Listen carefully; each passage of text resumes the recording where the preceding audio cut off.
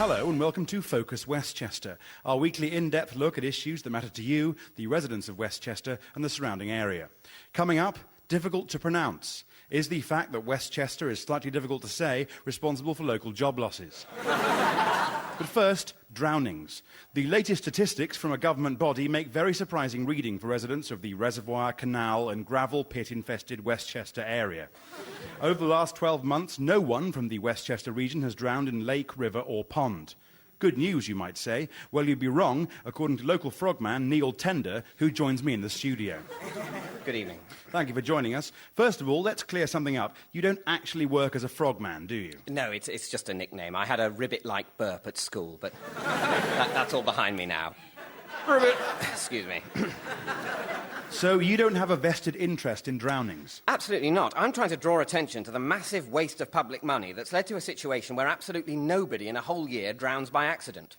What that must mean in terms of fencing, warning signs, swimming lessons, people coming into school to tell children to be careful, life belts and the maintenance of waterside paths is just staggering. There has clearly been a massive overspend because in any conurbation of up to 500,000 people, such as Westchester, that's run with the proper priorities, at least 2 or 3 people should drown every year. But surely the fact that no one has drowned is a sign that just enough money has been spent on anti-drowning measures. I'm afraid there's a huge flaw in that logic. It's like when people don't cook enough food for a dinner party and it all gets eaten and they say they've judged it really well and cooked just enough. No, there should be some left over to show that everyone's full. Similarly, a small number of drownees demonstrates that there hasn't been a vast and irresponsible council overspend on safety provisions. Surely one death by drowning is one too many. That's a ridiculous thing to say. Think of the number of old people who will freeze to death without a heating grant, or school children who'll get run over because there are no traffic lights, because of all the money lavished on keeping the 2 or 3 most drown-susceptible Westchesterians alive. Do those people deserve that money more than a pensioner who spent their life working, watching where they're going and being careful not to fall into water?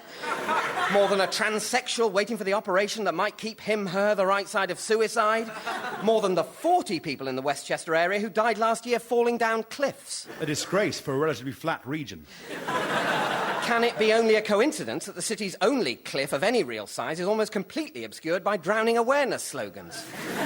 What I'm saying is that everyone has to die, and in a balanced, fair and democratic society, some of them should drown.